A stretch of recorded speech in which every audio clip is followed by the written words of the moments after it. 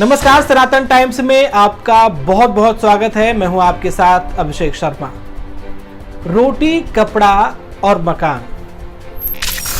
1974 में आई मनोज कुमार की फिल्म याद आ गई होगी ना। दरअसल मानव जीवन की ये आधारभूत आवश्यकताएं हैं और इन तीनों में सबसे आवश्यक वस्तु क्या है?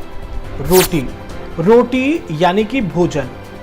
और अब इस भोजन में एक महत्वपूर्ण खाद्य पदार्थ जिसकी आवश्यकता अनिवार्य रूप से अमीर से लेकर गरीब तक सबको है, पर आजकल वो गरीबों की थाली में जरा कम नजर आ रहा है।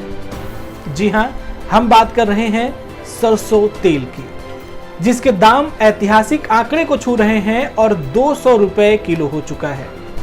पिछले एक साल में 55% तक की बढ़ोतरी हो चुकी है।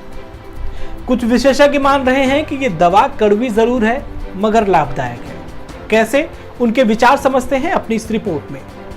विशेषज्ञ मानते हैं कि सरकार ऐसा किसानों को सीधा लाभ पहुंचाने के लिए कर रही है, क्योंकि पिछले 13 सालों में अंतर्राष्ट्रीय तेल बाजार सबसे ऊंचे स्तर पर है और 25 सेंट तक मिलने वाला तेल 65 सेंट में मिल रहा है, जिसका सीधा फायदा किसानों को है।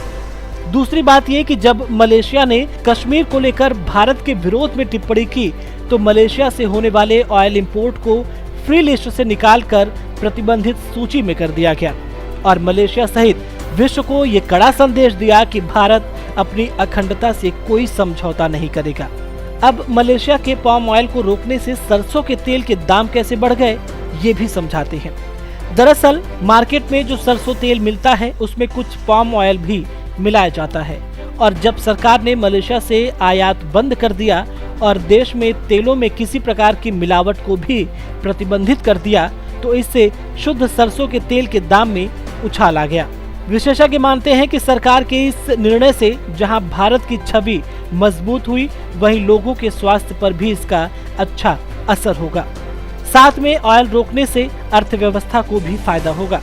वही तीसरी महत्वपूर्ण बात यह है कि अंतर्राष्ट्रीय स्तर पर तेलों की बढ़ी कीमत भी इसके लिए जिम्मेदार है और ऐसा देखा जाता है कि लगभग हर 8 से 10 साल में एक बार तेल के दाम में भारी इजाफा होता है, जैसा कि पिछली बार 2008 में हुआ था। तो चलिए अब अपनी इस रिपोर्ट में उस दावे की भी जांच कर लेते हैं जिसमें यह कहा जाता है कि मोदी सरकार की गलत नीतियों व किसान विरोधी कानूनों के कारण उत्पादन में भारी कमी हुई है और इस वजह से तेल के दाम महंगे हुए हैं।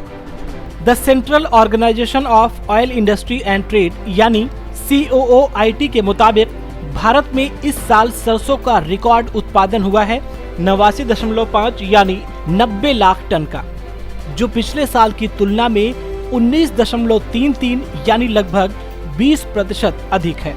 अब ऐसे में सरसों के बढ़ते तेल के दाम के पीछे भारत की बढ़ती जनसंख्या भी जिम्मेदार है और यही वजह है कि हर वर्ष खपत में 2 से 3% की वृद्धि भी हो जाती है। वहीं यदि एक सामान्य भारतीय परिवार की सालाना तेल खपत देखें तो ये लगभग 20 से 25 लीटर होती है।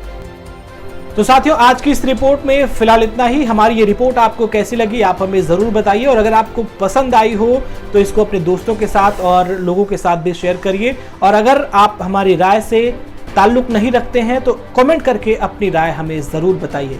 इस वीडियो में फिलहाल इतना ही।